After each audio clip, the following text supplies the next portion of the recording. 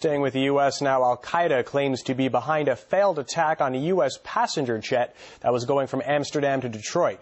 This was apparently in retaliation for a U.S. operation against the terror group in Yemen. For more now, we go to RT's Christine Frizau, who is in our Washington studio. So tell us, Christine, this Nigerian that's accused apparently has links to Al-Qaeda in Yemen. Could this be a possible new front in the war on terror? Well, there are a lot of theories about that, Matt, and we have a guest today that's going to talk about that. But I've put together a timeline for you very briefly, just when Yemen came into our frame of mind. That was back in 2000, the bombing of the USS Cole. More recently, June 1st, there was a shooting at a recruiting center. It was a shooting of a soldier by a Muslim who had just visited Yemen. That's the main suspect there. That was in Little Rock, Arkansas. The prime suspect in the Fort Hood shootings, Nidal Malik Hassan, was said to be associated with someone in Yemen. And, of course, just very recently, the attempted bombing of a plane, Delta Flight 253, by a Nigerian man who is said to have several ties to Yemen as well. This is the timeline as we are told. My guest today, Webster Tarpley, seems to think there is a little bit of a difference in what these theories are. Yemen, is it a bastion for terrorists, or is it something else, Mr. Tarpley? Well, Yemen right now is a target for the United States. The United States has carried out two rather large bombing raids in Yemen just in the last 2 weeks. There's a civil war in Yemen. We have the Houthi rebels, Shiites backed by Iran, fighting against the Yemen central government, if we can call it that, which is backed by Saudi Arabia. So that's going on, and the U.S. is intervening. According to Iranian sources, Senator McCain and Congresswoman Harman have been in Yemen recently with the attempt to build up Al-Qaeda. Al-Qaeda, of course, functioning, as always, as the CIA Arab Islamic Legion.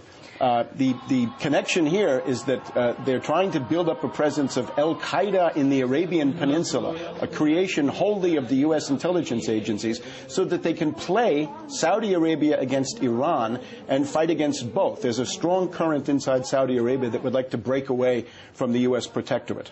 You also have some different theories about this suspect in the most recent attempted bombing on the airplane. We are told that it's a Nigerian man who is associated with Al-Qaeda. You're saying there's something that we're missing here. Well, the fact is that this is a protected patsy. In other words, this is a puppet. This is somebody who's an asset controlled by U.S. intelligence. This is a way to stage a provocation. We've had 4 days of wall-to-wall hysteria worldwide about this. Let's just look at a couple of facts. His father, a rich Nigerian banker, went to the U.S. Embassy in Nigeria on the 19th of November and said, my son is in Yemen. He's at a terrorist training camp. Do something about this.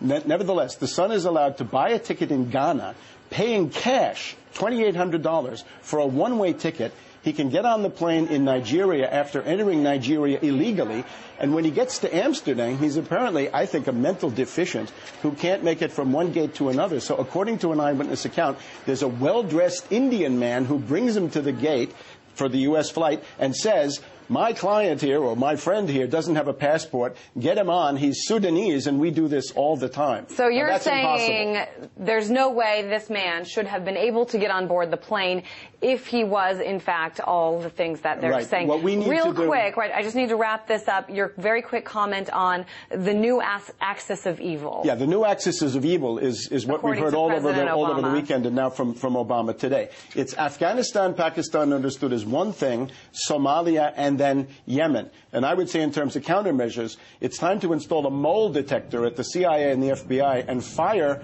the head of Homeland Security, Janet Napolitano Incompetano Totalitariano, who doesn't even know her own failure when she sees it, looking at it in the face. We can't know whether these people are complicit or whether they're just incompetent, but they should be fired. Well, thank you so much, Webster Tarpley, investigative journalist, as always. I am going to go ahead and send it back to you. Some very strong opinion there from your guest. Thank you very much, Christine Frizau, in our Washington